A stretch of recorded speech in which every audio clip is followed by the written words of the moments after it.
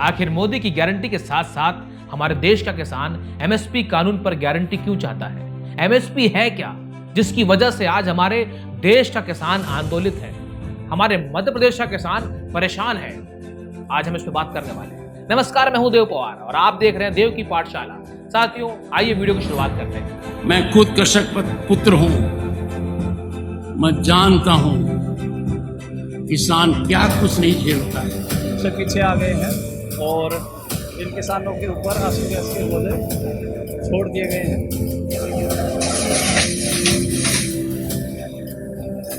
पहली बार किसी भारत के उपराष्ट्रपति महोदय ने किसानों की चिंता करते हुए ये दुख जताया है कि आखिर किसानों के साथ में इतना अन्याय क्यों। मोदी सरकार के कृषि मंत्री शिवराज सिंह चौहान को सामूहिक मंच में ये याद दिलाया कि किसानों से किया गया वादा आखिर आप कब पूरा करेंगे। साथ ही साथ ये भी कहा कि बैठकर आखिर आप उनकी बातों को सुनना क्यों नहीं चाहते। अगर आप उनकी बातों को सुनेंगे तो शायद कोई हल निकल जाए। आपको मैं सुनाता हूं कि आखिर उपराष्ट्रपति महोदय ने क्या कहा था। क्या इस देश में 75 साल के बाद इतनी बड़ी बड़ी संस्थाएं हमने क्रिएट कर दी हैं और किसान आज भी अपने उत्पाद की कीमत के लिए तरस रहा है। कृषि उत्पाद कितना बड़ा व्यापार है। मैं चुनौतीपूर्ण प्रश्न करता हूं, आपकी संस्थाओं ने किसान को उसमें जोड़ने के लिए क्या किया? किसान को कृषि से जोड़ते, उसकी मार्केटिंग से जोड़ते, एक बदलाव आता। क्यों ऐसा नहीं हुआ? ये सोचने का प्रश्न है। 100 साल हो गए तब तो जरूर सोचने का है। मैंने कई बार कहा है, ध्यान केंद्रित किया है, हमारा किसान अपने प्रोडक्ट के अंदर वैल्यू एड क्यों नहीं करे? कृषि मंत्री जी, आप और आपके अन्य मंत्रालय, they should come on the same page. Kisan must be encouraged to a micro and medium scale industries at his farmland to add value to his product. आज के दिन किसान का एक ही काम रख दिया, इतने सीमित दायरे में कर दिया। या आप खेत के अंदर अन्न पैदा करो, फिर उसको सही कीमत पर बेचने के लिए सोचते रहो। I fail to understand why we can not work out a formula in consultation with economist, think tanks, that we reward our farmers।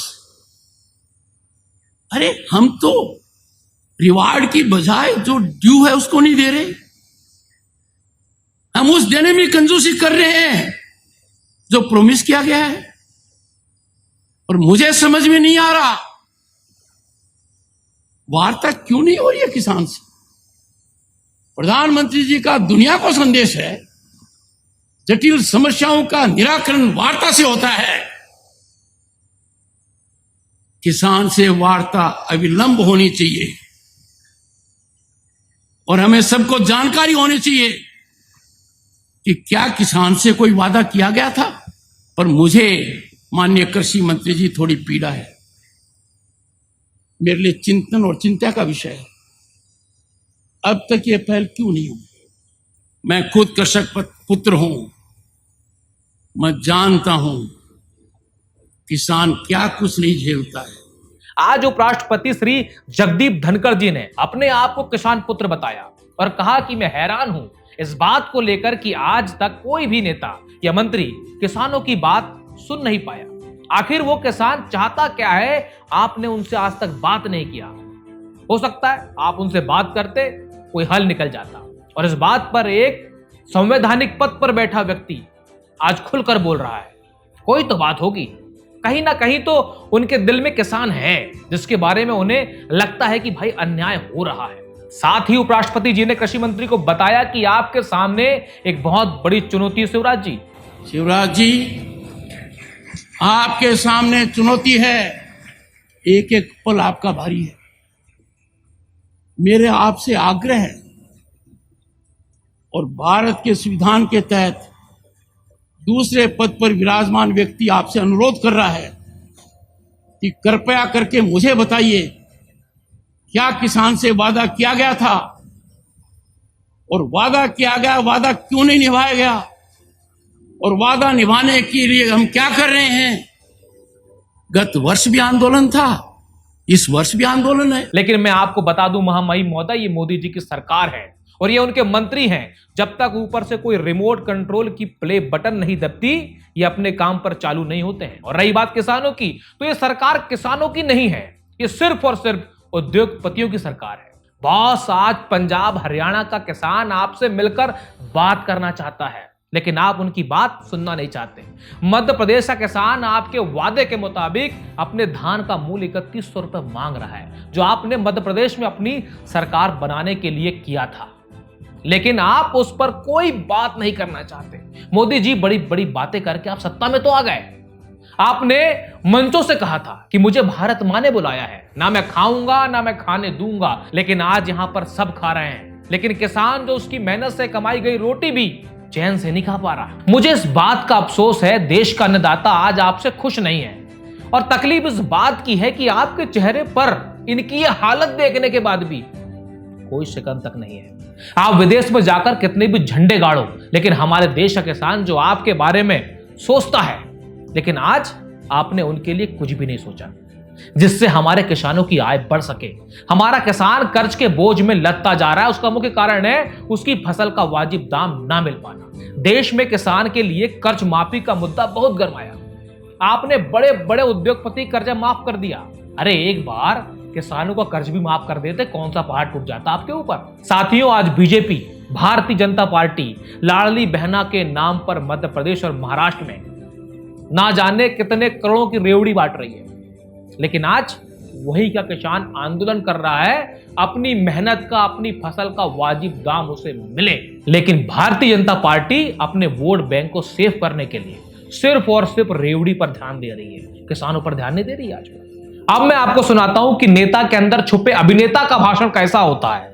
Shivraj Singh Chauhan जी जो ये कहते हैं कि किसान की सेवा करना हमारे लिए पूजा के समान है। आइए सुनते हैं। आज भी कृषि भारतीय अर्थव्यवस्था की रीढ़ है और किसान उसकी आत्मा।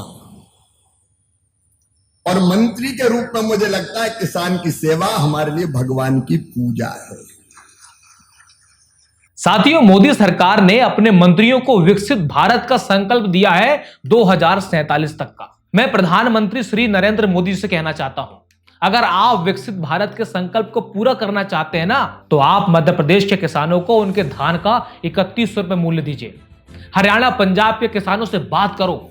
जिस तरह से आपकी पुलिस किसानों के ऊपर लाठी डंडे बरसा रही है, उनके ऊपर आंसू गैस के गोले दाग रही है, क्या आप ऐसा विकसित भारत चाहते हैं? प्रधानमंत्री महोदय जी, कितने किसान मरे हैं आंदोलन में, लेकिन आपने उनके लिए कभी शोक नहीं जताया। साथियों, जब हमारा किसान आंदोलन करता है, सरकार से अपना हक मांगता है, तो उनकी नजरों में देशद्रोही हो जाता है। आज उपराष्ट्रपति जी ने भी कहा कि विकसित भारत का रास्ता किसानों के दिल से होकर गुजरता है, लेकिन आज उसी किसान का दिल इस सरकार ने टुकड़े टुकड़े कर दिया है। साथियों, आज देश का किसान आंदोलन क्यों कर रहा है, मैं आपको समझाता हूं। बहुत कम शब्दों में आपको मैं समझाने की कोशिश करता हूं। आपको मालूम है कि किसान की मांग एमएसपी की गारंटी पर कानून की है। एमएसपी का मतलब मिनिमम सपोर्ट प्राइस। ये एक तरह की गारंटी होती है जो किसानों को उनकी फसल पर मिलती है। अब अगर बाजार में उस फसल की कीमत कम भी होगी, तो उस फसल की जितनी एमएसपी होगी, किसान को उतनी मिलती है।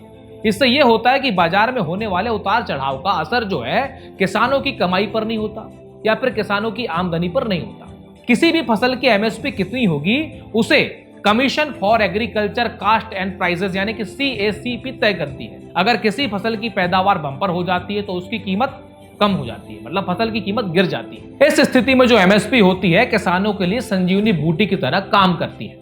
अब मैं आपको बताता हूं फिलहाल सरकार किन किन फसलों पर एमएसपी दे रही है, जैसे धान, गेहूं, ज्वार, बाजरा, मक्का, मूंग, मूंगफली, कपास, सोयाबीन, तिल जैसी अन्य फसलों पर सरकार एमएसपी दे रही है। लेकिन साथियों, बात यहां पर खत्म नहीं होती है। अब किसान का यह कहना है कि खेती की महंगाई बढ़ चुकी है।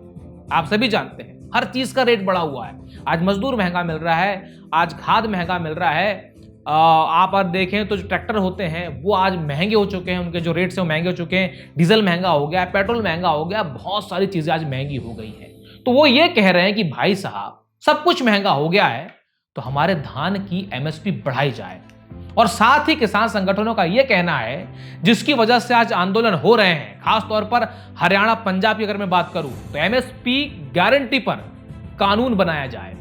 लेकिन सरकार का कहना है कि आपकी फसल एमएसपी पर हम खरीदेंगे, हम आपको लिखित में भी देते हैं, लेकिन कानून नहीं बनाएंगे। जैसे कि ये अपने घर से किसानों को पैसा दे रहे होंगे।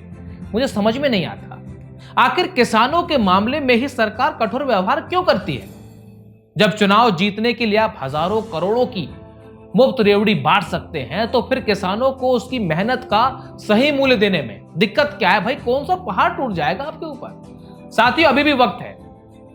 चुनाव में पार्टियां मत चुनो, एक अच्छे व्यक्ति को चुनो जो आप सड़कों पर चिल्ला रहे हो ना तो आपके साथ में खड़ा हो। जब आप आपकी आवाज को बुलंद करना चाहते हैं ना तो आपकी आवाज को वो संसद भवन तक लेकर जाए, विधानसभा भवन तक लेकर जाए। लेकिन अफसोस कि आपने हर बार वही गलती किया है। आपने पार्टी को चुना है और आज वही पार्टी आपकी दुश्मन बनी हुई है। अगर आपको मेरा वीडियो अच्छा लगा है तो सब्सक्राइब करिएगा। बड़ी मेहनत से वीडियोस बनते हैं और आपकी आवाज को हम बुलंद करते हैं। दोस्तों, मैं आज आपका भाई देव पवार आपसे विदा लेता हूं। आप देख रहे थे देव की पाठशाला। जय हिंद, जय भारत।